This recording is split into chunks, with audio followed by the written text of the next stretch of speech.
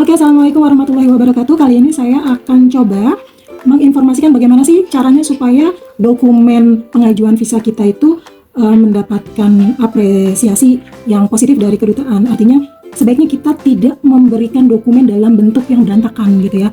Kalau kita memberikannya dalam format yang rapi, tentu kedutaan juga akan lebih senang. Oke. Yang pasti, dokumen yang diminta oleh kedutaan itu harus kita siapkan benar-benar. Nah, yang kedua, tampilannya harus ukuran kertasnya sama semua ya. Kalau ini kan A4 semua, jadi jangan ada yang lebih panjang, ada yang lebih pendek, itu dihindari. Jadi nggak kelihatan rapih ya. Nah, selanjutnya setidaknya nanti bentuk akhirnya akan seperti ini. Ada paspor dan dokumen perjalanan termasuk dokumen pribadi. Nah, oke, kita mulai dengan penyematan dokumen ke dalam paspor. Kira-kira harus seperti ini ya. Ini harus saya tutup karena ini dokumen pribadi. Ini adalah halaman data, oke? Ini adalah halaman data paspor, ya. Dimana di sini ada informasi nomor paspor, kemudian tanggal lahir dan lain sebagainya. Saya rasa teman-teman semua sudah tahu. Kemudian dokumen itu disematkan seperti ini, oke? Nah, selanjutnya ini ada foto ya. Bagaimana supaya foto itu terlihat rapi? Yang pasti kalau untuk kedutaan Mesir itu ukurannya 4x6 seperti ini, 2 lembar. Kita susun depan dan belakang. Dan di belakangnya ini kita tulis nama, ya seperti ini. Namanya ya. Jadi ada nama seperti ini. Kemudian kita susun saling membelakangi seperti ini. Kenapa? Supaya tinta pada nama yang di belakang foto ini tidak mengotori foto asli dari aplikan gitu ya.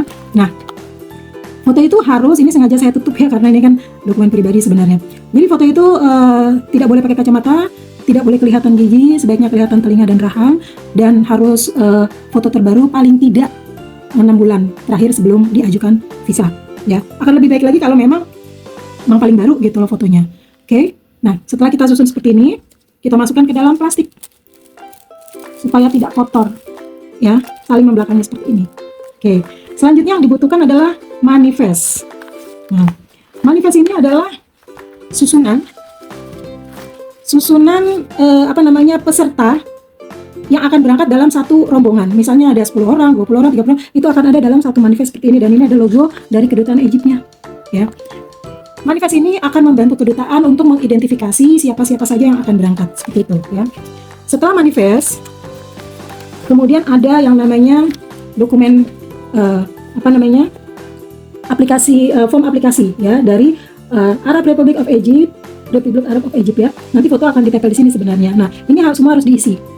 Kalau nanti bagaimana bingung cara mengisinya, sebaiknya diisi aja dulu pakai pensil. Nanti kami tinggal membantu untuk mengisi dengan lebih jelas. Yang penting sudah ditandatangani seperti ini formnya.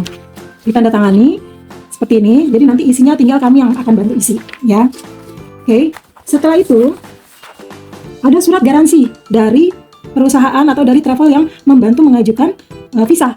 Kenapa? Karena kedutaan itu perlu diyakinkan bahwa aplikan yang diajukan oleh travel tersebut akan memenuhi standar yang ditetapkan oleh pihak negara Mesir, terutama dari imigrasi ya. Jadi jangan sampai kalau nanti ada kasus-kasus overstay dan lain sebagainya, ya itu akan menjadi masalah bagi travel yang mengajukan itu. Jadi minta tolong banget untuk teman-teman yang mengajukan visa dari kedutaan manapun, kalau melakukan sesuatu yang melanggar, terutama dari hukum negara yang dikunjungi tersebut, harap diketahui bahwa itu akan berefek tidak baik bagi travel yang bersangkutan. Jadi mohon untuk mentaati aturan-aturan yang berlaku, terutama untuk overstay. Tolong jangan sampai overstay.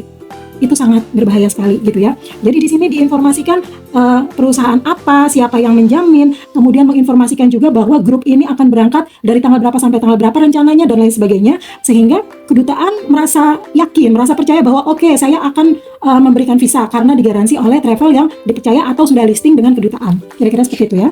Nah, selanjutnya setelah tadi ada manifest kan di dalam lampiran surat garansi ini si travel juga akan mengulang lagi listnya. Kira-kira ada berapa orang yang akan ikut dalam grup ini, karena kalau di manifest tadi kan peserta yang memang akan ikut di dalam grup, tetapi dalam travel ini kadang-kadang kita juga akan menyertakan tour leader atau misalnya ada asistensi, misalnya kalau dalam grup besar nanti apakah perlu ada dokter dan lain sebagainya. Jadi dari travel sendiri akan memberikan keyakinan kepada kedutaan bahwa grup ini akan berangkat dengan aman karena didampingi oleh tour leader yang terpercaya, yang memiliki sertifikat dan lain sebagainya. Intinya adalah membuat si kedutaan itu merasa yakin untuk memberikan visa kepada grup tersebut agar bisa masuk ke negara Mesir, ya, seperti itu. Selanjutnya dilampirkan dengan dokumen pribadi berupa paspor di dalam lampiran tersebut. Oke. Nah, dokumen perjalanan yang lainnya antara lain adalah tiket pesawat, ya, seperti ini, ya. Kenapa harus ada tiket pesawat? Sebab kalau tidak ada tiket pesawat, itu kedutaan akan bertanya-tanya, oh kalian masuknya dari mana? Kalau lewat darat ya harus ada booking tiket daratnya, misalnya bus atau kereta atau apa gitu ya. Kemudian juga harus ada tiket pulangnya. Kenapa harus ada tiket pulang? Loh, kalian ini kan mau mengunjungi negara, dalam hal ini adalah negara Mesir, untuk kembali lagi ke Indonesia, bukan akan tinggal selamanya atau diniatkan untuk overstay dan menjadi imigran gelap. Sehingga memang perlu ada yang namanya tiket pulang. Jadi itu adalah salah satu syarat mutlak untuk setiap kedutaan dengan menyertakan dokumen berupa tiket pulang pergi, ya. Nah, selanjutnya nanti masih ada lagi lampiran-lampiran seperti itinerary, bukti booking dari akomodasi dan lain sebagainya. Oke, itu tadi adalah travel dokumen, ya. Selanjutnya kalau memang grup itu dalam dalam kelompok yang besar, sebaiknya ada surat rekomendasi atau invitation letter. Ya, misalnya seperti ini, ya. Ini adalah surat invitation dari sekolah di Kairo. Nah, surat-surat seperti ini akan menjadi alasan yang cukup kuat bagi kedutaan untuk bisa memberikan visa. Karena kalau sampai terjadi sesuatu, ada pihak lain selain travel yang akan bisa ditanyakan, ini beneran nggak sih undangan dari kalian, gitu loh. Jadi ada ada semacam garansi bahwa kunjungan ini adalah benar-benar kunjungan yang tidak akan menimbulkan potensi potensi yang merusak reputasi dari negara Indonesia atau dari travel tersebut, gitu loh. Jadi ini akan sangat membantu sekali jika ada invitation seperti ini, ya. Selanjutnya tentu saja dokumen-dokumen seperti paspor, kemudian dokumen ID card gitu ya, KTP, kemudian ijazah dan lain sebagainya itu bisa dilampirkan. Kenapa? Karena dokumen-dokumen tersebut akan menjadi semacam acuan bagi kedutaan untuk melihat apakah ada perbedaan nama, kemudian perbedaan